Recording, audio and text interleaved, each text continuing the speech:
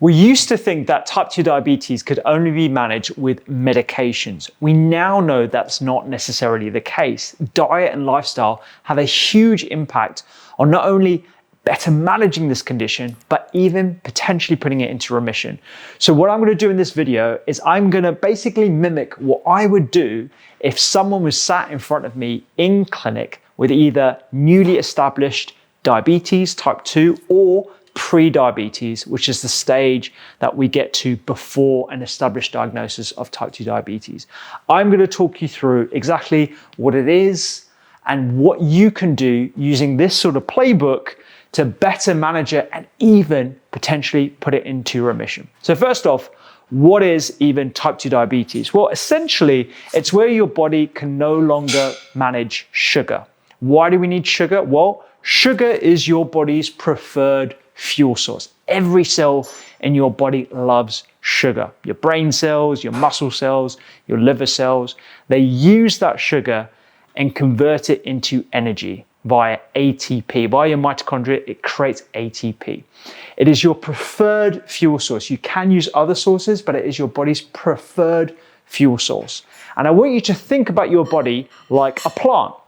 Let me show you my rubbish drawing of a plant. So this is a plant and it relies on water. Think of water like sugar in your body. If you give this plant enough water, it will thrive. If you give this plant way too much water, what happens? It wilts and it dies. This happens quite often to plants in my studio and at home as well. It's something that can easily happen when you live in a modern environment where there is food and excess calories everywhere. Sometimes it's not even the food itself, it's the amount of food that we consume, and we generally eat way too much. Now, to further understand this analogy, I think you also need to understand just how tightly regulated blood sugar is in your body. At any point in time, you have around a teaspoon of sugar in your bloodstream. So right now, whilst I am talking to you right now, I have about a teaspoon in my bloodstream. This is tightly controlled using homeostatic mechanisms, a fancy word for balancing mechanisms. My liver is involved in that, my muscles are involved in that, my fat cells are involved in that.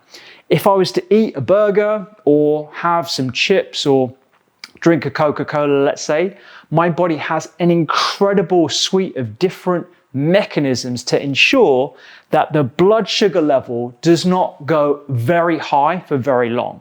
So what would happen is I would have essentially, if this is x-axis over here is time, and then over here the y-axis is blood sugar. My blood sugar is nice and steady because I haven't eaten for a little while. Let's say I was to have a can of Coke, what would happen is it would go really high. So instead of being at 4 millimoles, which is what we measure it in on a blood test or using a blood glucose monitor, it would go to 8. But because our bodies are super smart, we will drive that sugar from the bloodstream back into cells where it should be stored and used for energy. And then it goes back to normal over here, usually within an hour and a half, something like that. This is a marvel of evolution. It is absolutely incredible just how tightly regulated our sugar is. When our mechanisms, our liver, our muscles, our fat cells are no longer able to maintain this level within this tight range, that's when we have type 2 diabetes or pre-diabetes.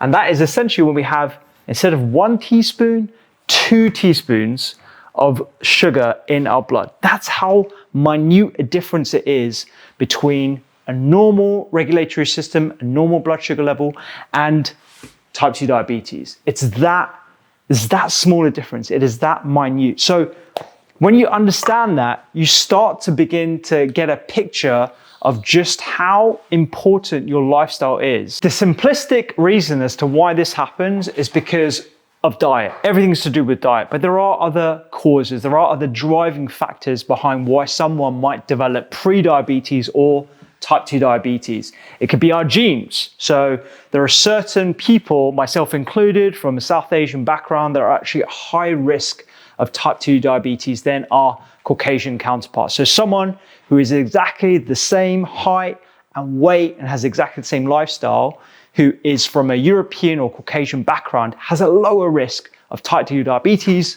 than me with my Asian genes. Same thing for Afro-Caribbeans as well. It's very, very important as a potential risk factor. The other thing is aging. The older we get, the less muscle we have. We'll talk about muscle in a second and why that's so important for metabolic health. And when I say the word metabolic health, I'm talking about how our body is able to regulate sugar and distribute energy via nutrients. Excess body weight, so carrying excess body weight is inflammation producing, and inflammation has got an important role in the regulation of blood sugar because it affects insulin, which we'll talk about in a second, and then the other lifestyle habits and the environment we have. I'm going to get Mitch, who's behind the camera, to pull up this diagram on screen because the exposome, which is a fancy word for our environment, also has a really important role in our risk of type 2 diabetes. Things like medications can have a role in our risk of type 2 diabetes. Toxins in our environments, we're learning a lot more about things like BPA and why that is not only obesogenic, i.e. it increases your risk of weight gain, but it also increases your risk of insulin resistance that can precede prediabetes and type 2 diabetes as well. But like I said at the start, we can prevent, we can put type 2 diabetes into remission, and we can also lower the complications of type 2 diabetes. I also want to just segue for a little bit and just talk about the complications of having 2 teaspoons of sugar in your blood versus 1 teaspoon of sugar in your blood. Even though this is a very minute difference, and even though on a graph it doesn't look like that big a difference, it can increase your risk of dementia. It can increase your risk of cardiovascular disease, so that's clots in your arteries that can lead to heart attacks. It can increase your risk of strokes as well. Type 2 diabetes is something that should be better managed with lifestyle and diet, and it has massive implications on the other things that we know we can better control. So I don't want you to take the diagnosis of prediabetes or type 2 diabetes lightly, which it currently is at the moment. I don't think people understand the magnitude of this problem and what the downstream effects of this could be as well. Pay attention to everything I'm talking about today, and we can prevent, reduce the complications, and potentially even put it in remission. How are we doing this? I can hear a lot of medics probably shouting at the screen like, how is this possible? You know, what's the evidence base for this? We have a lot of evidence base for this. I'm just going to go through a handful of studies that we have that provide evidence for this. Published in Nutrients in 2019, there was a systematic review and meta-analysis of prevention trials that show that lifestyle, all the things that we're about to talk about in a second, can lower the risk of type 2 diabetes by 47%. And in cohort studies, those with the healthiest lifestyle, maintaining all the things that I'm about to talk to you about in a second, had a 75% lower risk of the incidence of diabetes. That's just prevention. If we're looking at remission, there was results from the original diabetes remission clinical trial, DIRECT, that found that almost half, 46% of participants with type 2 diabetes who received the weight management program achieved remission in a non-diabetic state, and they were off anti-diabetic drugs for at least 2 months without glucose-lowering medications. At the 5-year follow-up, participants lost an average of 6.1 kilograms, with 13% still in remission. This is incredible evidence for this. And the evidence for lower risk of complications, there are also cohort studies that show that among those with type 2 diabetes, a healthier lifestyle lowers the risk of complications, including the ones that I just mentioned: cardiovascular disease, cancer death, and all-cause death up to 56%. The issue with all this stuff and all the studies that I've been talking about here is that the guidelines can feel really vague. Better lifestyle, improve your diet, have a balanced meal. This stuff I don't think is particularly helpful, which is why if I had 60 minutes with someone in clinic, this is the playbook that I would be talking you through. So I'm going to talk to you about the lifestyle changes that I think have the biggest impact on type 2 diabetes based on current evidence. I want you to think of this strategy as your buffet of options. You don't need to do all of it. You only need to do one of them. I would choose the one that appeals most for you, but I'm going to talk to you in order of importance. We're going to talk about exercise. We're going to talk about diet. We're going to talk about sleep, stress, and some extras as well, including supplementation. Choose one of these if you like, and just really nail it. Choose 2 of them if you want more of an effect. If you want the biggest effect, then try all of them, and I'll give you strategies if you're completely new to this to get you started. First off, we're going to go with exercise. Now, how does exercise improve type 2 diabetes? When we exercise, there are multiple effects that occur in your body. With regards to sugar metabolism, there is better glucose uptake, i.e. sugar, into your muscle cells. Your muscles start pulling glucose to the surface of the muscle cells when you're exercising them. What happens is essentially it brings a transporter, a funky name called GLUT4, it brings it to the surface of the cell. Let's say this is the cell here. It brings it to the surface of the cell, and then just like a straw that comes to the surface of the cell, it sucks in the sugar from your bloodstream into the cell where it can be used as energy. When you work out, your muscles put more of these straws onto the surface of the cell, and they suck sugar from your bloodstream where it can be used for energy. It is phenomenal. Exercise is one of the most powerful tools when it comes to better controlling your sugar levels. This boost in glucose uptake, sugar uptake from the bloodstream, appears to fade after about 3 to 4 hours. So when you exercise, you actually have this effect at its peak around 3 hours after exercising. So this is a nice window to have like a good sort of carbohydrate-rich meal. The other thing that happens, as well as pulling more sugar into the muscle cell itself, is it improves something called insulin sensitivity. What is insulin? So insulin, if we go back to this diagram here, what happens when you drink your Coca-Cola? I'm going to try and draw a little Coke bottle here. That's a really bad drawing of Coke, but anyway, you get the point. There's like a can of soda that you just consumed. What happens at this point? Your body recognizes, wow, my blood sugar level is going up. What happens is, I should have a little picture of a person here. And over here, in the right upper quadrant, is the liver. That is a really bad drawing of the liver, but it's basically here. It's a massive organ, one of the biggest that you have in your body, that goes up to the rib cage here. And next to it, you have the pancreas. Your pancreas releases something called insulin. It's a hormone from the beta islet cells of the pancreas. You don't need to know that. Insulin drives sugar from your bloodstream into your cells. It drives it into the liver. It drives it into fat cells, a little fat cell here, and it also drives it into muscle cells. When you exercise, you improve your sensitivity to how responsive your cells are to the hormone insulin. So it increases the efficiency of insulin driving the sugar level down, so you have less of a spike in your sugar level. It is pretty phenomenal that exercise has this massive effect on insulin sensitivity. The other problem with type 2 diabetes or prediabetes, all these oscillations in sugar levels, is that it can increase something called inflammation in your bloodstream, in your body as well. Exercise has a net anti-inflammatory effect. I'm just going to try and draw.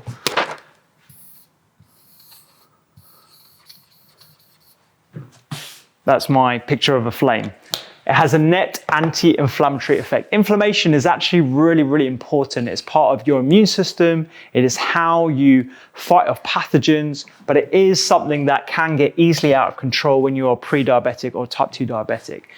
Exercise reduces this inflammation. Again, phenomenal. The other thing that exercise will do is it will lower the fat that can store around your organs, around your pancreas, around your liver, the fat in your subcutaneous tissue. This is all very pro-inflammatory, and exercise can reduce that as well. Independent of you actually losing weight, it can be anti-inflammatory and it can lower the fat around your organs as well.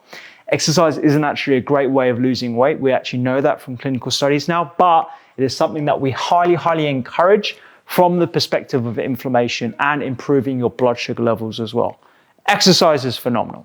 Just a quick one. If you're enjoying this content, you will love my mini series on inflammation. I go through the different types of foods that you should be having, what inflammation actually is, plus lifestyle practices to reduce inflammation. You can get it for free right now in the link in the caption below. Back to the podcast.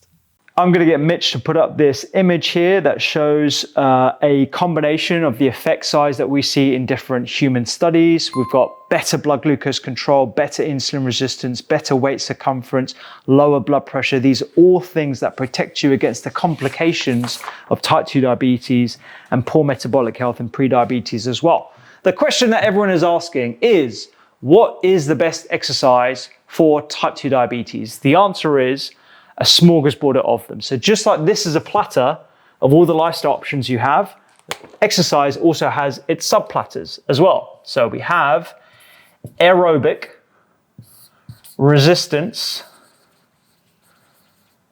and we have HIIT, and we have snacks, and we have stretching.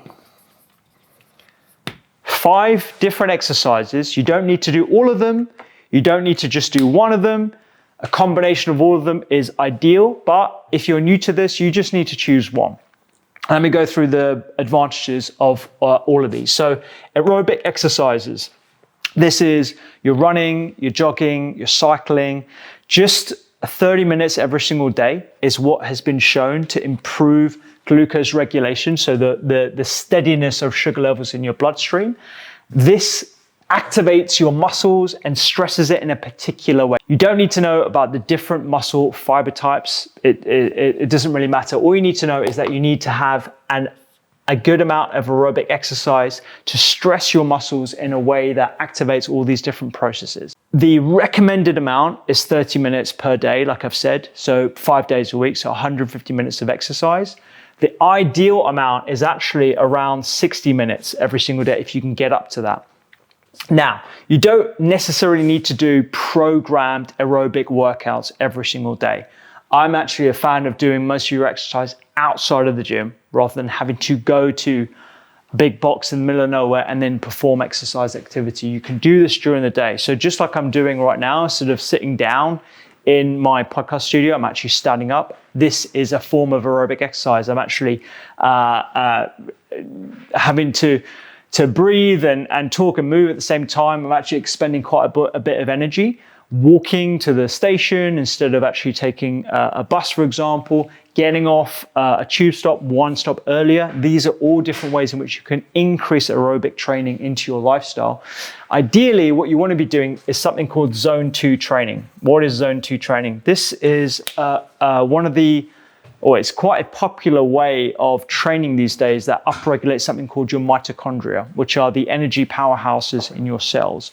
This is a level of training where you have lower than moderate activity of training. So if you're on a bike and you're pedaling along, zone 2 would be where you are unable to maintain a conversation for more than a couple of sentences at a time. So you'd be riding along and you'd be able to say a couple of words in 5 to 6 words in a sentence, and then you have to take a break and then do the same thing again. There is an official way of measuring zone 2, which is where you do lactate testing, but you don't need to do that. You just need to know your level of exertion when you're doing aerobic training. So if you can do 30 to 60 minutes 5 times a week, this is a great way of introducing that aerobic training that has all those different benefits to your muscle. That's aerobic training. Resistance or weight training. These are using free weights, machines, elastic bands, or your body weight as well. You want to be aiming to do this 2 to 3 times a week. Now, again, you don't necessarily need to go to the gym. You don't necessarily need to do anything particularly heavy. But what I would recommend are something called compound exercises. Compound exercises recruit multiple different types of muscles in your body, and they work on some of the biggest ones as well. So your legs, your hamstrings, your quads, your glutes. Doing a compound exercise is essentially like doing a box squat or grabbing a hex bar and then doing slow and steady reps to around 80% of what your max rep is. So 1 rep max. So 1 rep max, let's say I'm 75 kilos, my 1 rep max, so the amount of power that I can actually exert to lift weight is 100 kilos. If I had a hex bar in front of me, the hex bar over here, and I lifted it, and I could only do 1 rep of 100 kilos, that is my 1 rep max. 80% of that would be 80 kilograms. 80 kilograms. I want to be able to do at least 3 to 4 of those, if not more. This is the type of resistance that you want to be doing. 1 rep max. This is the type of resistance exercise you want to be doing 2 to 3 times a week as well. If you can't get to the gym, use bands, use dumbbells at home. You can get kettlebells. There's so many different ways in which you can utilize your body weight as well. The other thing is, I do this whenever I'm in a hotel room and there's no gym in the hotel, for example. I'll just grab like a backpack. I'll put books in it or whatever heavy weight I can. If it's a suitcase, I'll grab a suitcase and I'll just do squats in the hotel room. Just to try and get my exercise, my legs moving, my quads, my glutes. It is brilliant. Bands is something that I'm really getting into at the moment because it actually encourages you to exert a lot of force. This resistance exercise is fantastic for sugar regulation. It really does challenge your muscles. It helps them suck that glucose from the bloodstream. It lowers inflammation. It also has these added benefits to bone mineral density, which is particularly relevant for those who are postmenopausal. It is a brilliant, brilliant exercise that we need to do a lot more of. It won't make you bulky unless you are doing really, really high amounts of weight. Third thing, HIIT training. So what is HIIT training? HIIT training is where you are not doing zone 2. You're going really, really high. You're going to like your zone 5 level. It's where you do max amount of effort for anywhere between 60 and 90 seconds. You have a small amount of rest, so 15 to 30 seconds, and then you repeat, and you'll do that 4 or 5 times. There are multiple different ways of doing HIIT training, but the best way, and the one that shows the most evidence, is 4x4. So this is something that I actually can't do myself because I gas out after a couple of minutes, but 4 minutes of high exertion, so doing 85% of your max output on a bike, 4 minutes of that, and then having a 4-minute rest and doing that again 4 times. This is really, really hard to do. It's very, very uncomfortable. So if you're new to working out, this probably isn't something that I would recommend doing straight away, but there are multiple different ways in which you can start to exert yourself to get to that HIIT training, those HIIT training benefits. So walking up a hill and then as fast as you can, briskly walking, and then allowing yourself a break to come down on the other side, and then going back up again and doing that multiple times. This is all HIIT training as well. There was some evidence looking at 1-minute training as well. There was a book by a Canadian researcher whose name I completely forget, which is called the 1-minute workout. And essentially they showed that they could have some of these benefits to sugar regulation in the blood by just doing 60-second workouts. So even if the only thing you can fit into your day is doing 60 seconds of high intense star jumps before you have a shower, do it, because this will form part of your HIIT training regime. And it is that kind of exercise that stresses your muscle in a particular way that can have those benefits to sugar regulation as well. I talked about movement snacking in the aerobic section here. Exercise snacks. So when we're talking about exercise snacks, we're talking about 2 different things. One is when you're sat down for a prolonged period of time, like a lot of us are doing, sedentary for 3-4 hours at a time, you want to try an exercise snack at least every hour. Get your body up and moving, because we are evolutionarily designed to move. We would have always been either squatting or walking over long plains to try and get food, whether that's foraging or hunting. We are walking and moving machines. And therefore, our bodies are used to expending and utilizing sugar from our bloodstream into our muscle cells. If we don't do that in our modern environment, this can predispose to type 2 diabetes and poor metabolic health. So exercise snacking is something that you want to do every single hour when you're waking up, obviously, when you're awake. The other thing that exercise snacking refers to is having an exercise snack after you've just eaten. So after a main meal, you want to try and get up and start moving around. There is this Ayurvedic saying about taking 100 steps or so after having a meal. There is some sort of reasoning and some science behind that, because when you've just finished eating and you go for a walk, it helps you, it sensitizes you, your hormones, your insulin, to try and drive that sugar from the meal that you've just consumed that's now in your bloodstream and drive it into cells where it can be used for energy. It's a very effective means of ensuring that you're not having this blood sugar hanging around in your bloodstream for too long, where it can wreak havoc with your metabolic health. So exercise snacking, you do it during the day and you have an exercise snack after you eat. It's a very, very easy thing to do, and just remind yourself of as well. The other thing around exercising is stretching. Stretching is actually, you wouldn't think of stretching as something that has a massive effect on your blood sugar, but it really does. There was evidence that Tai Chi, that comes from China, can lower blood glucose levels, and a measure that we look at in the blood called HbA1c. I'll talk about that a little bit later when we talk about tests compared to non-exercise. So this is compared to non-exercise. So it may not be as effective as all the other things that we just mentioned, but it is still something to have in your repertoire of things that you can do to improve your blood sugar level. They showed that they were able to lower blood glucose level, and all it was is just flexibility and balance exercises a couple of times a week. It is really, really simple to do.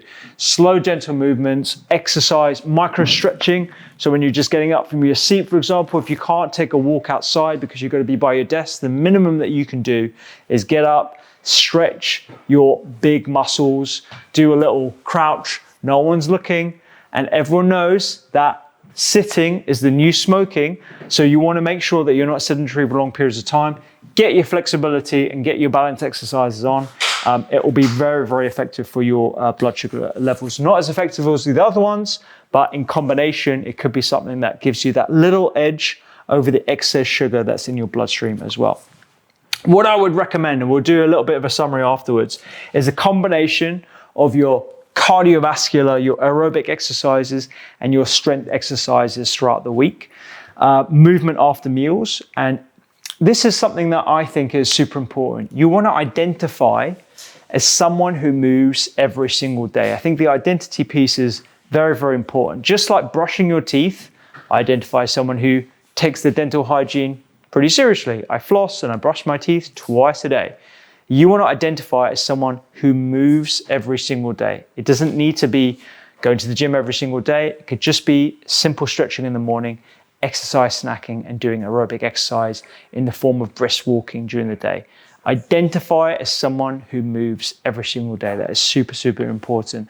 You also want to make sure that you're utilizing your exercise tokens throughout the week. So if you have a typical week of Monday to Sunday, I'll just put everything in here: Monday, Tuesday, Wednesday, Thursday, Friday, Saturday, Sunday.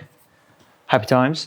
You want to make sure that you get your exercise spaced out throughout the week. So rather than expending all your exercise credits on a Sunday, you want to pulse them throughout the week. So at least once every 48 hours. The reason why is because there is some evidence that particularly for aerobic exercise, you get this insulin sensitizing effect, i.e. that good effect on your blood sugar levels that persists for 24 to 48 hours after your exercise as well. So if you're exercising on a Monday and a Wednesday and a Friday, you're getting these doses of medicine in the form of the glucose lowering effect of exercise. Whereas if you were to just do it all on a Sunday, not only is that quite stressful for your muscles, and it might actually impair your recovery and may actually lead to an over-inflammatory effect, which exercise does anyway, but the net effect is anti-inflammatory.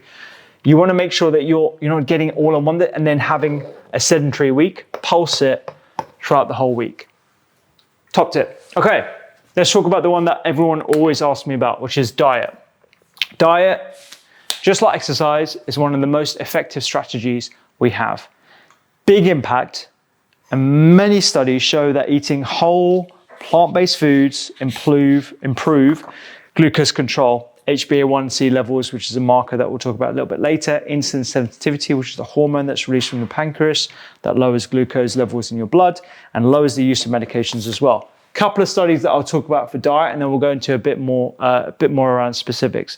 A 6-month study showed that a group-based nutrition and lifestyle intervention program focused on eating more unprocessed whole foods, just unprocessed whole foods, lowered participants' levels of sugar in their blood. At 6 months, 49% of the participants had reduced medication or eliminated it completely. Reversal. A meta-analysis, so this is a group of studies of 9 randomized controlled trials published in Nature that involved almost 1,200 patients, found that a Mediterranean diet lowered HbA1c, again, measure of blood sugar levels over the preceding 3 months, body weight, and cardiovascular risk factors compared to the control diet. Mediterranean diet is something that we come back to time and time again. A systematic review of 50-odd studies found that diets high in plant proteins, just high in plant proteins, such as the low-carb Mediterranean diet, were effective in achieving diabetes remission, particularly when accompanied by weight loss as well. So there are lots of different studies that show diet can improve metabolic control, improve blood sugar control, and even reverse type 2 diabetes. It is possible. Before we get into diet wars, I want to focus on what every dietary tribe will agree on. That is removing ultra-processed foods. It is probably the most effective and the most important thing that anyone can do with type 2 diabetes. Removing ultra-processed foods. Foods that have undergone heavy industrial processing. They have sugars, stabilizers, emulsifiers. We know that consumption of these types of foods give you a higher risk of type 2 diabetes. There's a large cohort study that found that participants with a high intake of these ultra-processed foods were more likely to be diagnosed with type 2 diabetes.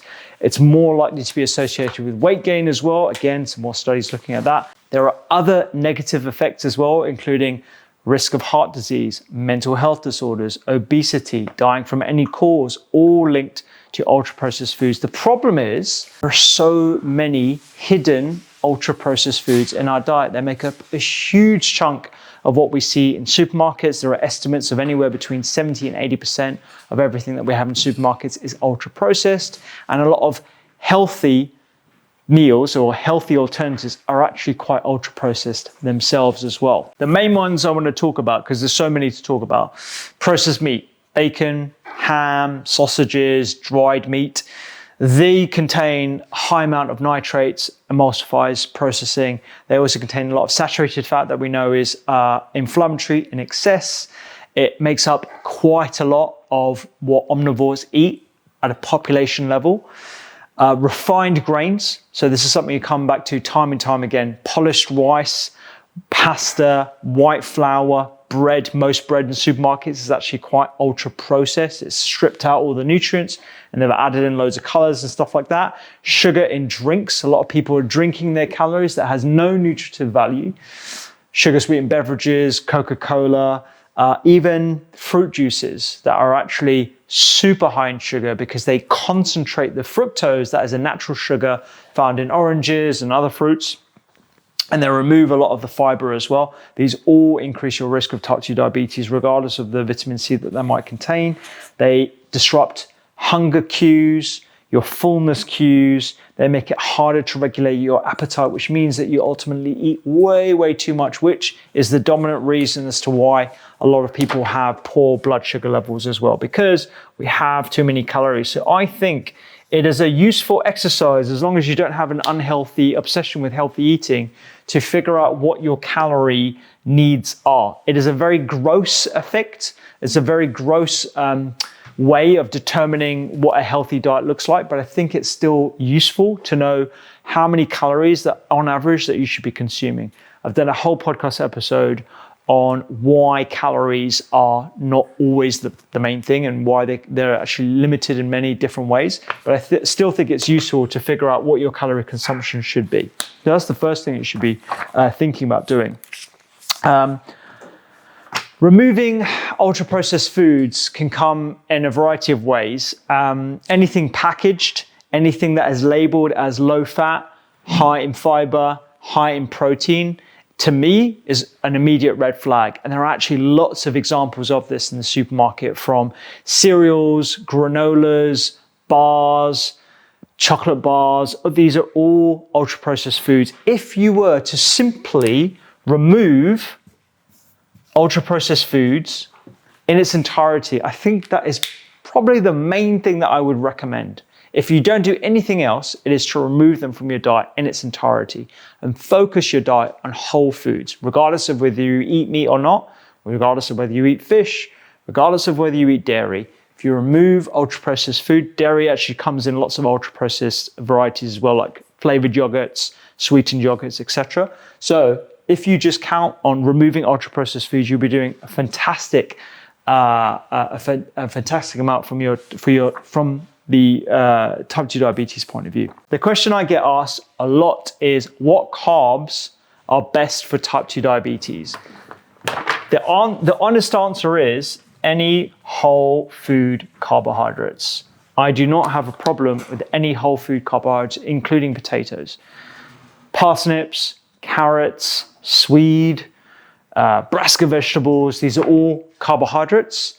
As long as they're in the whole food format and they're minimally processed and you saute them or you steam them or you lightly roast them, they are fantastic for you. You should not be scared of those different ingredients. They contain fiber, they contain plant chemicals that are anti-inflammatory. They are brilliant for you. When they are refined and they're put into flours and you consume them in the form of pastas and other ultra-processed takeaways, that's when they become problematic for people who have poor sugar control, as exemplified by having type 2 diabetes. So I don't have a problem with any carbohydrates as long as they're in the whole food format. The other thing that we know, looking at current evidence, is that more whole plant-based foods in the diet has been shown to improve type 2 diabetes, particularly plant-based proteins. So just put this here. When you start eating more, not exclusively, but when you start eating more plant-based proteins in your diet, there tends to be a trend towards better type 2 diabetes outcomes, better metabolic control. Edamame, tofu, soy-based products, beans, legumes, these are all things that not just have protein, but they also have tons of fiber. So the effect is probably not solely due to the protein effect. It's probably also due to the fact that they're improving your gut microbes that also have an important role in blood sugar regulation as well. So having more plant-based proteins in the form of legumes that also have things like plant chemicals, polyphenols, beans, pulses, they're satiating, they'll ensure that your hunger signals are appropriate, they ensure that you are responding to appetite signals. These are fantastic from the perspective of type 2 diabetes. In addition to plant-based proteins from legumes, pulses, beans, that kind of thing, you want leafy greens. Don't worry about taking notes. I'm going to go through this right at the end. Leafy greens like bok choy, pak choy, brassica vegetables, wonderful anti-inflammatory sources of food, vitamin K. There's so many different benefits of greens. We know that more greens in the diet gives you more antioxidants, more of that anti-inflammatory potential. It's fantastic for you, as are other high fiber whole grains as well. So I'm not anti-grain whatsoever, but I'm a fan of getting different grains in your diet. Things like quinoa that actually have a lot of protein in, things like bulgur wheat, things like short grain brown rice, or even kamagu red rice. These are great high fiber grains that won't spike your blood sugar, and they haven't been polished. That means that you're going to be getting the B vitamins and the fiber that your body absolutely thrives on. So make sure you're going to have whole grains, but that doesn't necessarily mean whole grain bread or whole grain pasta, because those, unfortunately, in a lot of cases are still processed. So whole grains in their whole form. You also be getting seeds and nuts as well. A lot of people fear seeds and nuts because of the calorific value. We actually know that seeds and nuts, you don't absorb all of that energy in the form of calories. They contain fatty acids that are anti-inflammatory. We know that they're also short-chain fatty acid called omega-3 short-chain fatty acids. Those are also good for your blood sugar regulation as well. And the last thing I would say is fermented foods. There was a study looking at fermented dairy, kefir, sauerkrauts.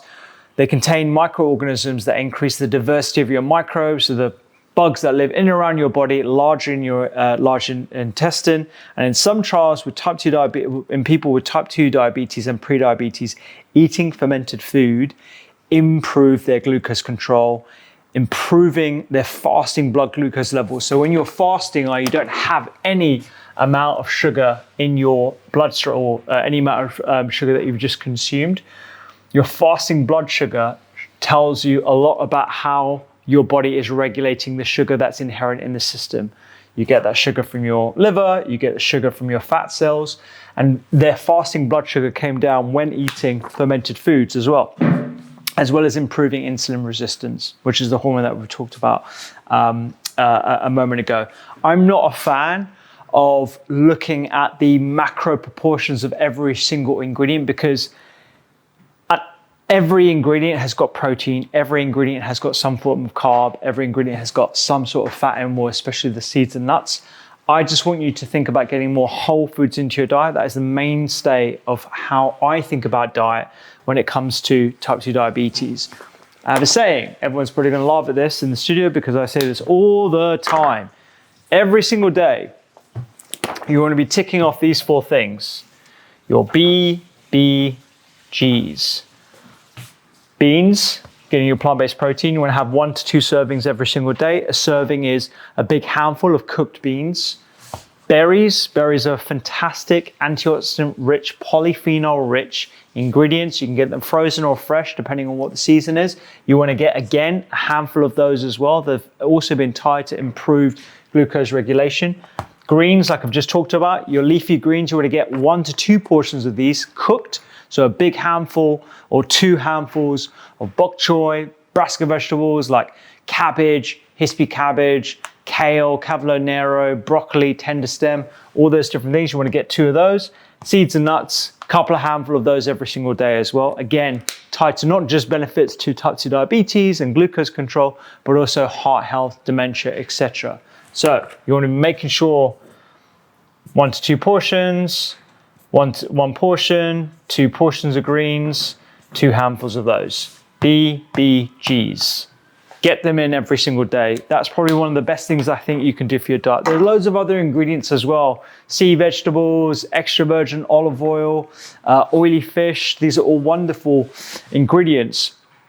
And the honest answer about like low carb and all these different means and different dietary patterns and how they can improve type 2 diabetes. The reason why they all potentially work, and I've discussed this in the weight loss podcast that we'll link to in the show notes down below, is because they all do the same thing, which is they remove ultra-processed foods, they increase the amount of polyphenol-rich foods, so whole foods. So remove ultra-processed foods, increase whole foods, and they reduce calories, which is why I said right at the start, calories is quite an important thing to just do a one-off of, just so you get a general idea of how much you're consuming.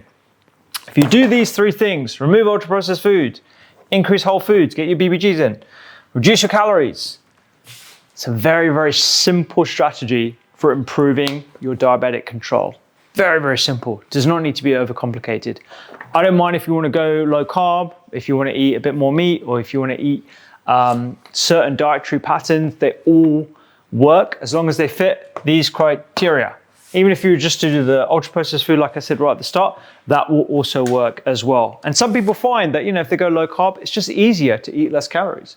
And talking about what is easy to ensure that you're having less calories, the other thing that is important, which is a spin-off of this, is fasting. fasting has become a very popular tool for type 2 diabetes.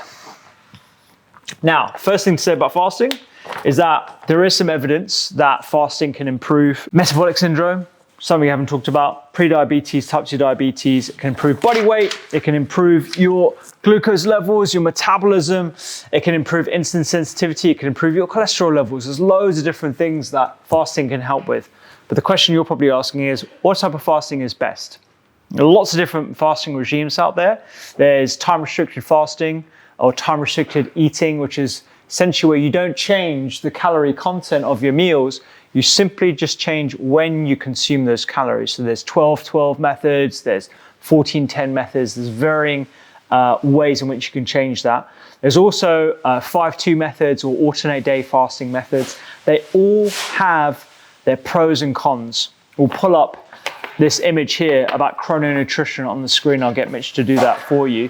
My advice on fasting is, first off, if you're on type 2 diabetes medication, speak to your doctor first. You must speak to someone first, because when you fast and you're on medication, especially if you're on insulin, it can drop your glucose levels to dangerous levels, and you do not want that to happen.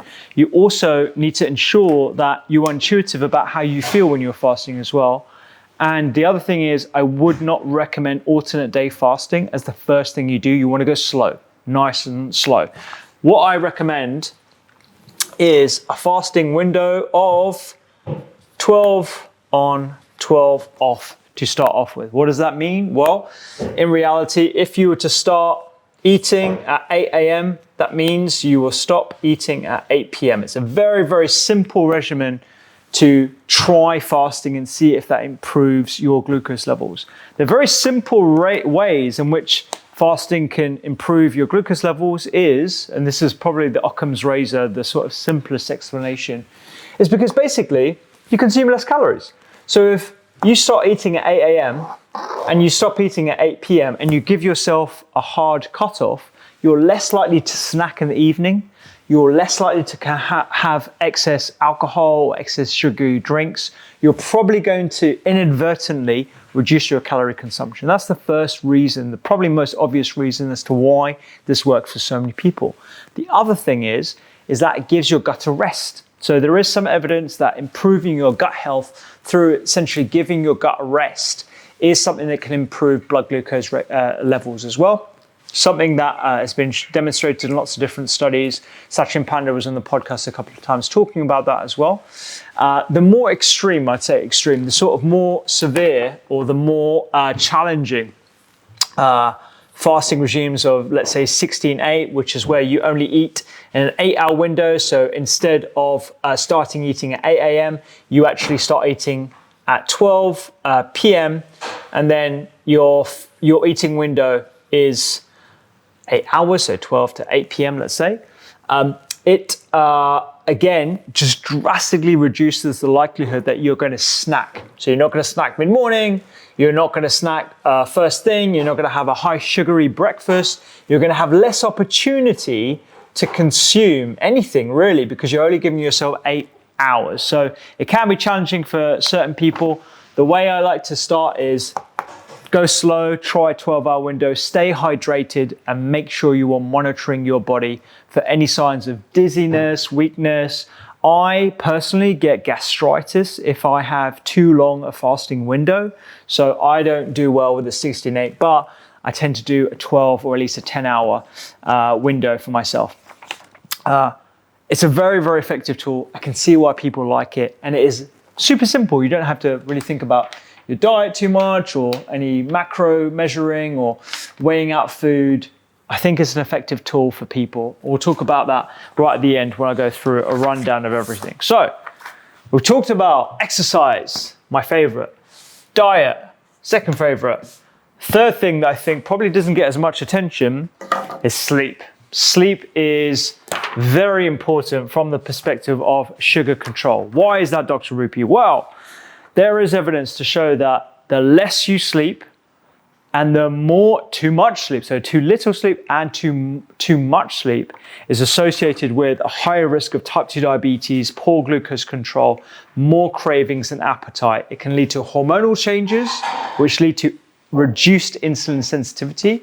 So the hormone that is released from your pancreas that drives sugar from your bloodstream into your muscles, into your fat cells, into your liver, the sensitivity to that hormone is reduced. It also causes changes in your satiety hormone. So there's something called ghrelin and leptin. Ghrelin makes your tummy grumble, increases hunger. Leptin, that fullness. Leptin, these different hormones can be deranged if you're not sleeping appropriately. It can lead to increases in inflammation as well, which we know the pro-inflammatory signals can interrupt insulin again, so that the sensitivity of your cells to insulin. We also know that if you don't sleep as much, your inflammation level goes up as well. If inflammation goes up, this impacts the sensitivity of your cells to insulin, which is secreted from your pancreas as well. So what is good sleep? Good sleep is not only good quality sleep, so you're getting good amounts of deep and REM. We don't need to go into that in too much detail right now. You're also getting regularity. Good sleep is regular sleep. So where your sleep is at the same time, you're not getting up at 5 a.m. Monday to Friday and then getting up at 9 a.m. on Saturday, Sunday. That regularity is actually very important because that governs when you're going to get deep and when you're going to get REM sleep as well. The duration is obviously very important. There appears to be a sweet spot. So 5 to 6 hours is too little. 10 to 11 hours appears to be too much. Most adults need at least 7 to 8 hours of sleep.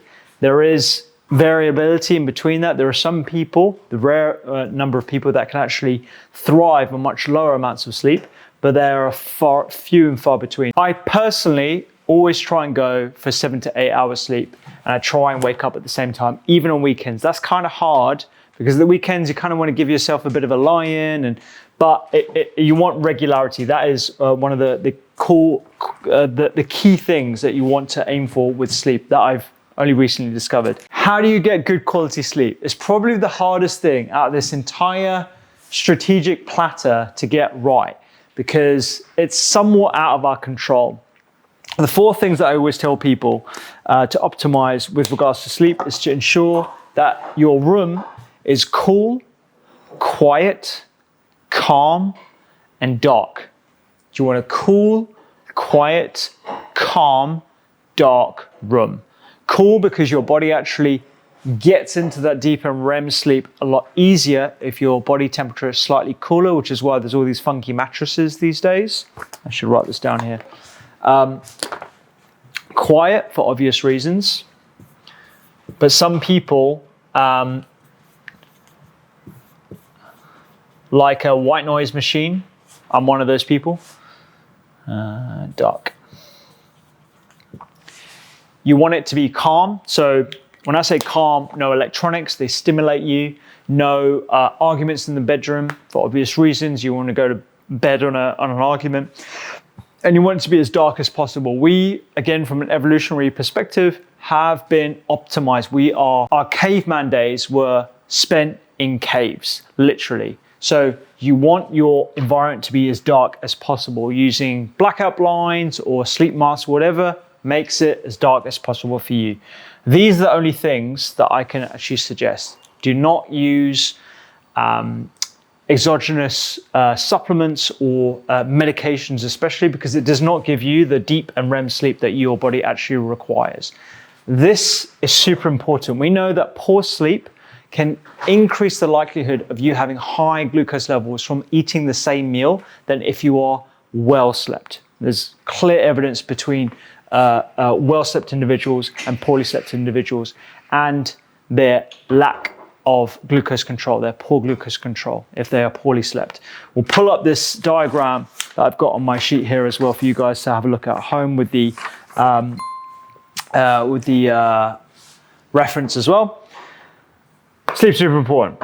Next one, stress. Stress is another element that increases inflammation in your body. Probably on its own does not cause type 2 diabetes, but there is some evidence that chronic exposure to stress, psychological issues, can increase the risk of type 2 diabetes and worsen your glycemic control, your sugar control.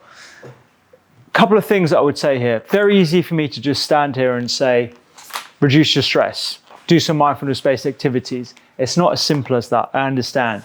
But there are a couple of things that I would recommend when you're eating, at least, to reduce your stress state. So if you're eating too fast, that can be stressful to your body. You don't want to eat too fast. You want actually your body to recognize the hunger signals. So if you eat too fast, your body's not going to send the signals from your digestive tract to your brain and signal, hey, we've had enough food here.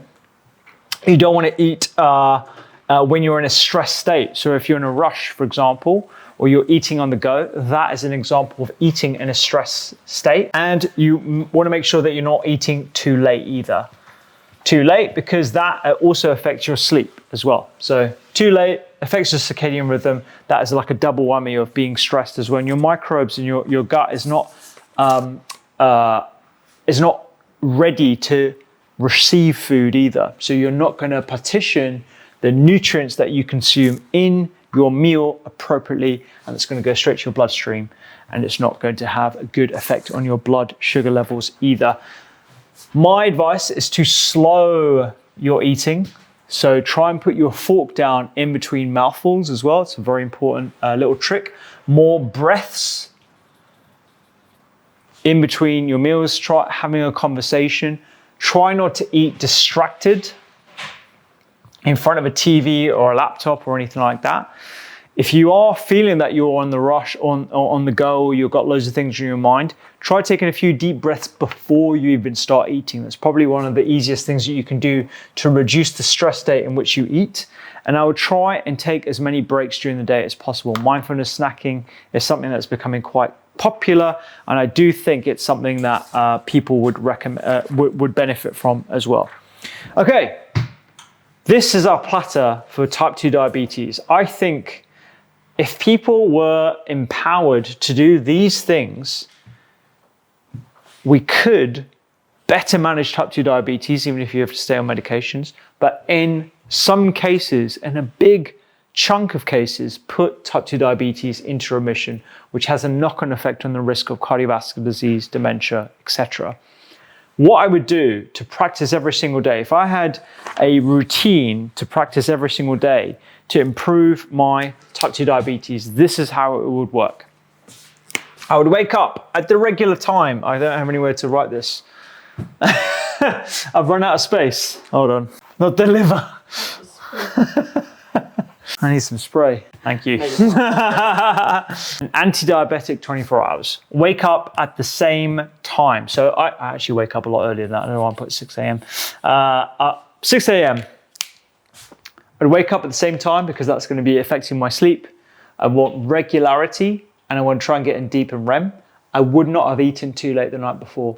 I would have tried to get at least 8 hours, which means I've gone to bed at least 9 p.m. Now, you might think I've done my math wrong, but you, on average, at least I know from wearing a sleep tracker, takes me about an hour to actually get to sleep. And there are also micro wakes, which are completely normal during your sleep as well. So I try and get to bed by 9 p.m. so I can get up at 6 a.m. This is when I wake up. I'm not going to eat when I get up. I'm going to walk around. I'm going to try and get morning sunlight because that's going to help my sleep quality and my circadian rhythm. I'm going to hydrate, which is very, very important. I'm not one that takes electrolytes or anything like that unless I'm doing a heavy workout, like an aerobic sort of base workout in the morning. But I'm going to mooch around and I'm going to practice my stress relieving techniques by doing some meditation. So meditation and sunlight. These are the two things that I'm going to be doing first thing in the morning. I'm then going to try and do one of my exercises because I want to try and sensitize my muscles to insulin. I want to try and reduce inflammation, and I want to try and suck up any glucose that's going to be released from my liver into my muscle cells where they can be used for energy. I will do one of the following: an aerobic exercise. So I might do my zone 2 training that day. So that might be 45 to 60 minutes on a bike at a very steady pace. I might do resistance training, which would be a collection of 4 to 5 exercises, each doing 80% of my 1 rep max, 3 sets at a time. I would get a PT as well if you're not used to going to the gym. I would either do HIIT training, which is where I go all out for a couple of minutes at a time with a regular break. 4x4 is the ideal amount, 4 minutes on, 4 minutes off. I can only do 2 minutes on, 2 minutes off. That's what I'm working with at the moment. And I will definitely do my stretching as well. I don't need to do this at the gym if I don't want to. I've got some workout dumbbells at home. I'll do some squats whilst I'm brushing my teeth as well. That's just a way in which you can get some exercise snacking in as well. If you're making a coffee or you're in the kitchen or you're waiting for the kettle to boil, I might do some lunges. No one's watching. I'm in my kitchen. I'm not making a fool out of myself. These are little things that you can do at home to activate your muscles, to get your glucose moving away from your bloodstream into the cells where it can be better utilized as well. That's my workout. Then I'm going to head to work. Notice I haven't eaten yet.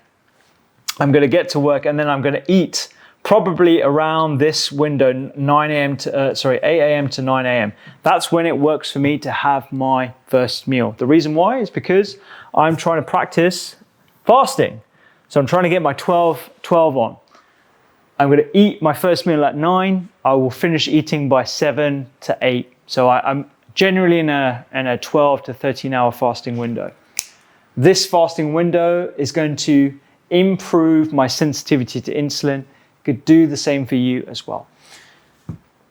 Thereafter, in between my work schedule up to 12 p.m. Oh, I haven't told you what I'm eating yet. Hold on. So I'm going to break my fast with a savory breakfast. I love a savory breakfast. It can be leftovers from the night before.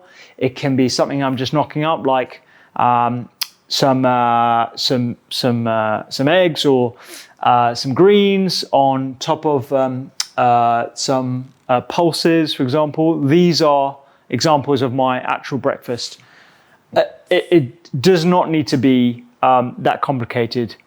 You need to remove the granolas. You need to remove the refined carbohydrates that most breakfast cereals are. In fact, most breakfast foods are not type 2 diabetes or pre-diabetes friendly. You want to remove those as much as possible. So think about BBGs. Get your legumes in, some wilted spinach, poached egg. If you don't eat eggs or you don't eat meat, then you can have some tempeh or tofu, scrambled, a little bit of pesto. These are all examples of ways in which you can get your BBGs in, and always sprinkle with a little bit of nuts and seeds at the end as well. So, BBGs inspired breakfast. Between working and the lunchtime, I'm going to try and do exercise snacking. So whether I'm doing lunges from one desk to the other, or I'm just taking a moment to go outside, I'm going to try and get my exercise snacks in. And the other thing I'm going to try and do is try and get some stress relieving opportunities in as well. It could be an opportunity to just think or deep breathe when you're washing your hands or going to the bathroom or getting up from your desk. These are opportunities, even if it's 30 to 60 seconds, these are all opportunities to try and focus on your breath and reduce your stress levels. There is some evidence, like I said, that these techniques can lower your glucose levels. So try and get snacks in here, mindfulness snacks and exercise snacks. My lunch is going to be very similar to my breakfast. It's going to be, again, BBG inspired. So for example, today we had like a tempeh based curry with some onions, some lentils, some tomatoes. These are all polyphenol rich foods. Everything was in the whole food category. We didn't use any ultra processed foods at all. So we removed those, and it was all whole food friendly. It was all ultra processed food free and whole food based.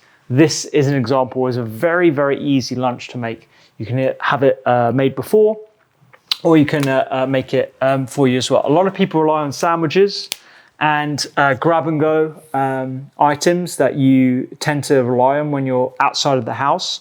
The best strategy for avoiding that is your Tupperware. You just got to start using your Tupperware and try and commit to this for at least a month and just see what it does to your blood sugar levels. Again, in between this and your dinner time, 7 p.m. here, you're going to be exercise snacking, mindfulness snacking, doing all the things that we talked about before. Your last meal is going to be as early as possible before bedtime. The reason why is because within that 2 to 3 hour window between your last meal and bedtime, if you eat too late, that can disrupt your circadian rhythm, that can disrupt your sleep, which you can have all those knock-on effects on your glucose level the day afterwards. So you want to try and minimize the impact of that by having an early dinner. The other thing that I haven't talked about yet is alcohol. Alcohol can again disrupt the quality of your sleep. Shown in multiple studies, whatever disrupts your sleep, whether it's alcohol or supplements or whatever it might be, or late eating, is going to also disrupt your metabolism and disrupt your glucose levels as well. So try and optimize your sleep as much as possible. If you practice this 24-hour routine, day in, day out, this is how you get remission of type 2 diabetes or better management of diabetes, where you can lower your medications. Just choose a selection from this platter, these different strategies here, and try and commit to that as much as possible. Even if you can only do one of the things that I've just talked about in this 24-hour routine, that's okay. You don't need to be perfect. Do not let perfection be the enemy of good. Try and get at least one of those in and allow that to compound time and time again. And remember the identity piece that I talked about as well. If you identify as someone who moves, identify someone who does not eat ultra-processed food, identify someone who is ruthlessly prioritizing their sleep and their stress levels, you will ultimately win. This is your strategy, your game plan, and this is exactly what I would advise anyone who's interested in using a lifestyle and diet to reverse and better manage their blood sugar levels. And this has the potential to reverse type 2 diabetes. We all eat too much sugar. And if you want to learn about some of the warning signs that you are eating too much sugar that you might not be aware of, then I'd check out this video that I've done right here.